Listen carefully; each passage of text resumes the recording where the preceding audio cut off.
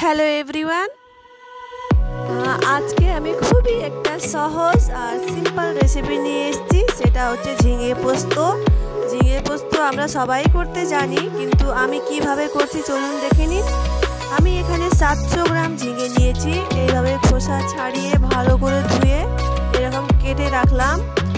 দুটো মিডিয়াম পেঁয়াজ নেব, পেঁয়াজ এভাবে কাটলাম।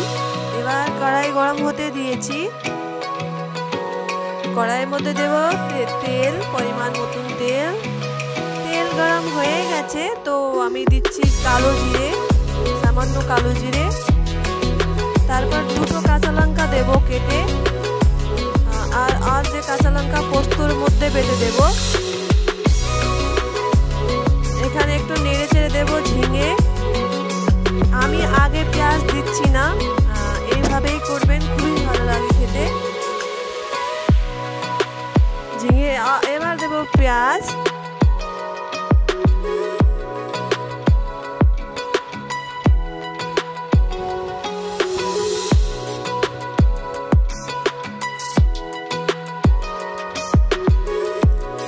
এবার একটা একটা করে দিচ্ছি নুন, সামান্য হলুদ গুঁড়ো না দিলেও চলবে, আর সামান্য মিষ্টি দিয়ে নেড়ে চেড়ে আমি ঢেকে রাখবো। ততক্ষণ আমি এখানে পোস্ত বাটবো। আমি গ্যাসের ফ্লেম একদম লো করে দেবেন, লো করছি।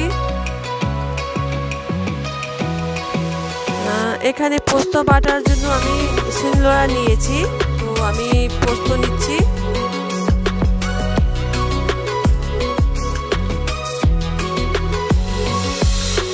দুটো কাঁচা লঙ্কা দেব, দুটো আমি তেলে দিয়েছি।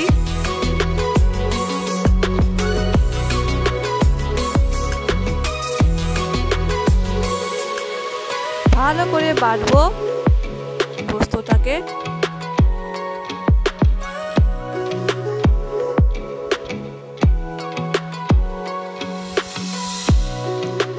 সামান্য জল দেব, সামান্য জল দিয়ে বাটবো।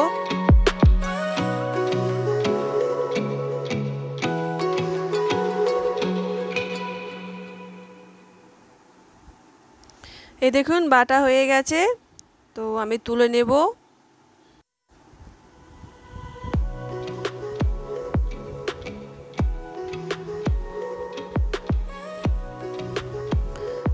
আর একটু বাটবো, দুভাগ করে বাটছি আমি।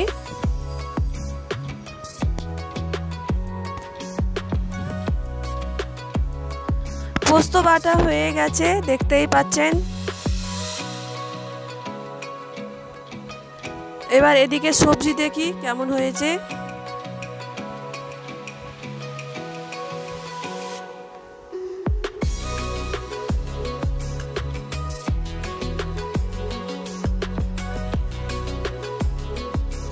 হয়ে গেছে।